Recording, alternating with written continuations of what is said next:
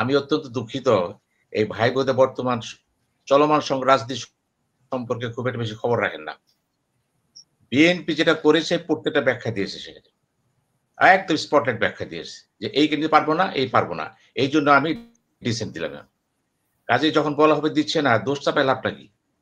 যখন আপনি আলোচনা চাচ্ছেন, সংহতি চাচ্ছেন, চেষ্টা করেন দোষারোপ না করে বিএনপি যেটা বলেছে আপনি দ্বিমত পোষণ করতে পারেন, এবং এই দ্বিমত নিয়েই কিন্তু ঐক্যমত্য কমিশন বলেছে ঠিক আছে আপনি যে যা বলেছেন এইভাবে আমরা পাঠাই দেব, কিন্তু তারা কিন্তু সেভাবে পাঠায়নি।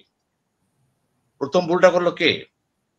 ঐক্যমত্য কমিশন যখন জমা দিল সেখানে নো ডিসেন্টটা তারা দেখে নাই। হইতে পারে যুক্তি ছিল তাদের, কিন্তু তারা বলেছিল আমরা দেখাবো।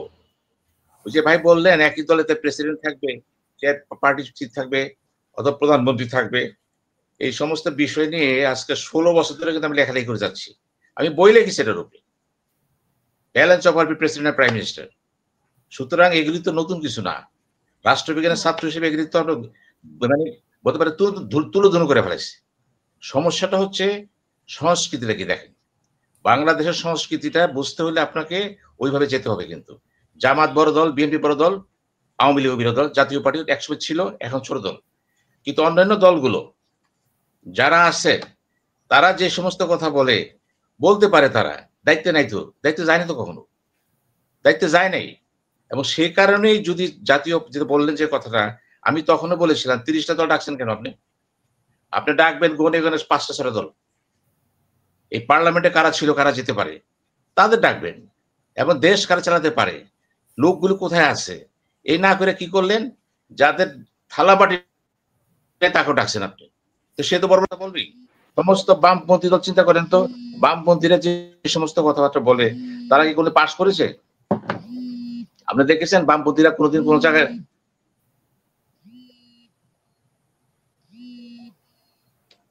আমাকে একটা বামপন্থী দল দেখান তো যারা সংসদের চেহারা দেখছে, একটা দল দেখান তো এই 50 বছরে তারা 5টা বোর্ড ইলেকশন পেয়েছে?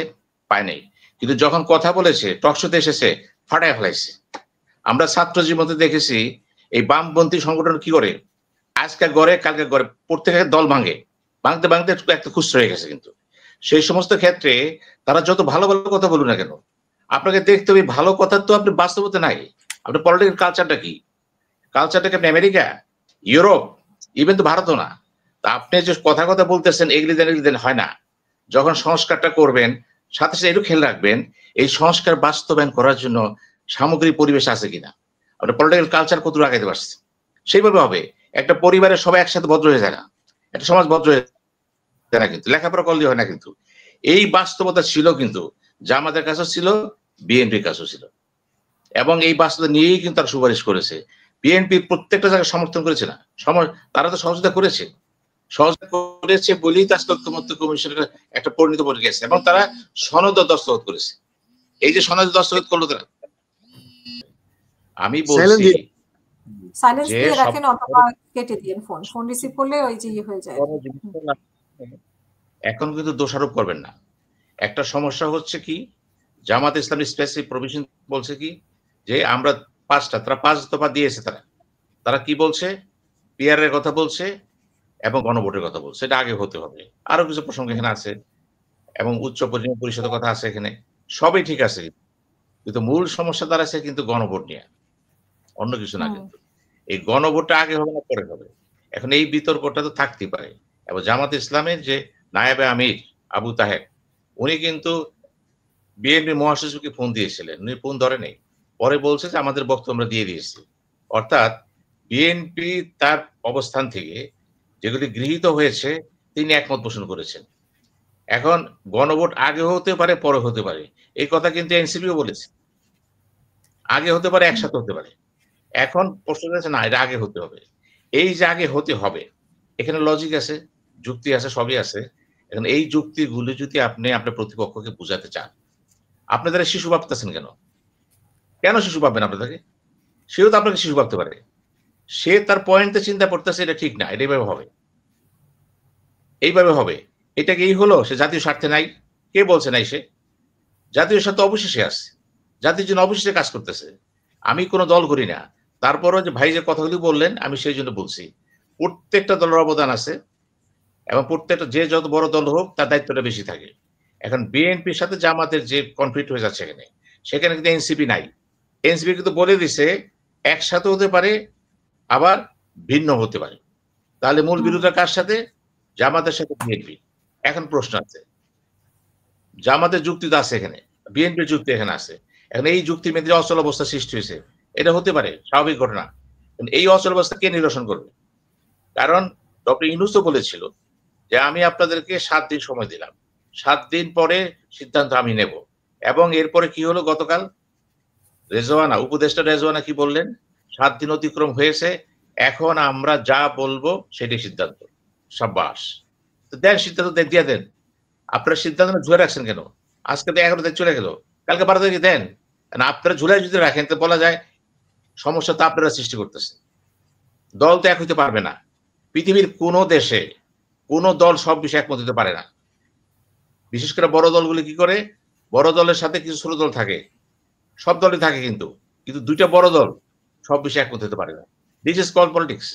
তার তো একটা দলীয় স্ট্যান্ড আছে, তাতে দর্শন আছে, তার তো একটা কাঠামো আছে, তার একটা পররাষ্ট্রনীতি আছে, ওগুলো মিলিয়ে দেশে কথা বলবে। আমি হঠাৎ করে বলে দিলাম প্রধানমন্ত্রী, প্রাইম মিনিস্টার দলীয় প্রধান এক দলের হবে না। এটা খুব ভালো কনসেপ্ট। এটা নিয়ে আমি প্রচুর কাজ করেছি, টক শো করেছি, লেখালেখি করেছি। হওয়া উচিত না। প্রধানমন্ত্রী, সংসদের প্রধান, দলীয় প্রধান এক হইতে পারবে না। হলে খুবই ভালো। এটা আমাদের উপমহাদেশে একমাত্র ভারত এটা হয়েছিল, সোনিয়া গান্ধী ক্ষেত্রে হয়েছিল। সেটা তো বিভিন্ন প্রেক্ষাপটে হয়, কিন্তু আমি যদি সাংবিধানিক বলে দিই হবে না, সেটার জন্য এই মুহূর্তে দেশ কতটুকু প্রস্তুত আছে? ছোট দলগুলির কথা আমি কোনো গুরুত্ব দেব না এখানে। তারা সবকিছুর জন্য প্রস্তুত, ডাইনেও প্রস্তুত, বায়ো প্রস্তুত। আপনাকে দেখতে হবে যে ক্ষমতা যাবে, তার সম্ভাবনা আছে। ভারসাম্য, রাষ্ট্রপতির সাথে প্রেসিডেন্টের ভারসাম্য কতটুকু করবেন? বিএনপি বলেছে ভারসাম্যের নামে যদি প্রধানমন্ত্রীকে আপনি দুর্বল করে দেন, প্রশাসন চলবে না। কথা সত্য। আপনি কত দুর্বল করবেন তাকে? ওই যে বললেন, দেখেন লাইন বাই লাইন তো আমরা পড়েছি, আমরা দেখেছি তো কোথায় কোথায় সমস্যা আছে। শুনতে খুব ভালো লাগে, মডেল খুব ভালো, বাস্তবতা একটা ধাক্কা খাবে। যেমন বলেছেন বিএনপিতে দলীয় রাজনীতি নাই। কোন দলে আছে? ছোট দলে আছে। এবি পার্টি নতুন, তারা সাংবিধানিক প্রক্রিয়া, তারা দলীয় ভালো কাজ করেছে, নির্বাচন করেছে। কয়টা দলে আছে? এটা বাংলাদেশে কোন দলই কিন্তু দলীয় সংস্কৃতিতে দলীয় রাজনীতি নাই, গণতন্ত্র নাই। এবং এটা সবসময় এইভাবেই চলে আসছে, কিন্তু এখনো চলতেছে।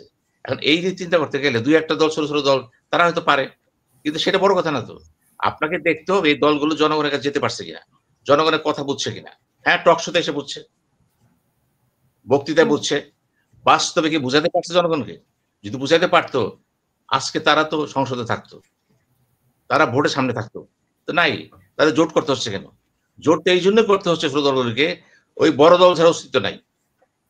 বড় বড় নেতা কিন্তু সাংগঠনিক কাঠামোতে বড় নেতা, জনগণের সংস্পর্শের ক্ষেত্রে কিছুই তো না। এই জন্য তাদেরকে বাধ্য হয়ে বিএনপি অথবা জামাতের সাথে মিশতে হচ্ছে যদি আমরা পাশ করতে চাই। তাহলে এখনো বুঝতে হবে আপনাকে, তাদের ভাষা ভালো, চিন্তা ভালো, কিন্তু জনগণের পালস বুঝে তার কাছে যেতে পারে নাই। এইখানেই হচ্ছে ব্যর্থতা বড়রা। এই ব্যর্থতার সামনে রেখে কিন্তু যেটা ঘটছে, ঐক্যমত্য কমিশনে দিছি দস্তক দিয়েছে। এখন তারা যখন একমত হয়ে গেছে, আবার 7 দিন সময় দিলেন, তারপর একমত হতে পারলো না। আপনাকে বুঝতে হবে ছাড় দেওয়ারও কিন্তু সীমা আছে। প্রত্যেক দলের সাথে সীমা রেখা আছে, কিন্তু জামাতেরও আছে, বিএনপিরও আছে, এবং ছোট দলেরও আছে। কিন্তু এখন কি এই হবে যে জামাত যা বলবে বিএনপি সবই মেনে নেবে? তাহলে বিএনপি দরকারটা কি? সব মেনে জামাত পার্টি করে ফেলবে। আবার বিএনপি যা বলবে জামাত তাই মেনে নেবে, তা তো হয় না। সমস্যাটা হচ্ছে যদি সমাধান চান, যেমন আজকে সালাউদ্দিন বলেছে যে প্রয়োজনে সরকার দলগুলোকে আবার ডাকতে পারে। এই খেলা কতদিন চলবে? কেন ডাকবে কেন? এখন তো ডাকার সুযোগ নাই। আবার যদি ডাকেন, এটা বুঝতে হয় সমস্যা আবার বিএনপি সৃষ্টি করতেছে। বিএনপি যেহেতু একমত হতে পারেনি, সরকার যেহেতু বলেছে সিদ্ধান্ত আমি দেব, বিএনপি বলা উচিত ছিল এবার সিদ্ধান্ত সরকার দেন, শেষ, সিদ্ধান্ত হলে হয়ে গেল। কাজে আমি মনে করি এই যে সংকটটা সৃষ্টি হয়েছে, এটা কিন্তু নিখুঁত সংকট না, এর পিছনে কিন্তু গভীর রাজনীতি রয়ে গেছে। এবং নির্বাচনটা হবে কি হবে না এই বিষয়ে প্রশ্ন মধ্যে চলে আসছে। কিন্তু যদি কোনো কারণে সরকার মনে করে গণভোটটা আগে হবে, বিএনপি বলার কিছু থাকবে না। বিএনপি বলেছে সরকার সিদ্ধান্ত নেবে, ভালো কথা। তো সেই ক্ষেত্রে হলে হয়তো গণভোটের পরপর নির্বাচনটা হয়তো সেভাবে নাও হইতে পারে। আবার বিএনপি যখন বলেছে অনেক টাকা লাগবে, এটাও তো একটা আহাম্মকি কথা বলেছে। একটা জাতির জীবনে গণভোট বেশি না কিছু টাকা বেশি? গণভোট তো direct mandate by the people on certain concept, ওই সনদের উপরে। এটার উপরে কনস্টিটিউশন জনগণের মত, এটা verdict of the people by the people direct. এটা হয়তো বিএনপি মনে করতেছে তাদের জন্য হয়তো কিছুটা অসুবিধা হতে পারে। আবার বিএনপি যখন বলে একসাথে হবে, তাহলে দেখেন বিএনপি মেনে নিছে, কিন্তু একসাথে হবে। তাহলে একসাথে হবে কেন ভাই, এটা বলেন তো? একসাথে হবে, তুমি দুইবার বলে অসুবিধা কি? এইগুলি কিন্তু, এই সমস্ত উত্তর কিন্তু পার্টি দিবে না। আমি বলবো সরকার প্রধান হিসাবে প্রফেসর ইউনূস, আপনি একটু দৃঢ় ধন, একটু সোজা হয়ে দাঁড়ান, আর জাতিকে নিয়ে ক্ষেত্রে আর সুযোগ দেন না। কিন্তু এখন আপনার ভূমিকা খুব জরুরি, আর জরুরি করে না। কিন্তু আপনি কালকে পরশু মধ্যে বলে দেন আপনি কি চান। আপনি যা চাবেন, আমার ব্যক্তিগত বিশ্বাস জাতি বাইরে যাবে না। কারণ এখন আপনার প্রতি আস্থা আছে, সব দল, বিএনপিও আস্থা আছে, কিন্তু বিএনপিও কিন্তু বলবে না মানলাম না। এই যে মানলাম না বলবে না, এটি তো প্লাস পয়েন্ট। সুতরাং বিএনপিকে বেফাসে না ফেলেয়া, জামাতকে না ফেলেয়া, আপনারা সবাই একটা কথাই বলেন, ইউনূস সাহেবকে বলেন সরকার প্রধান হিসাবে আপনি যাহা কিছু করিয়েছেন আমরা খুশি। এবার জাতির সাথে একটা ভূমিকা আপনি রাখেন, ঘোষণা দেন একসাথে হবে নাকি ভিন্ন ভিন্ন হবে। ধন্যবাদ। অসংখ্য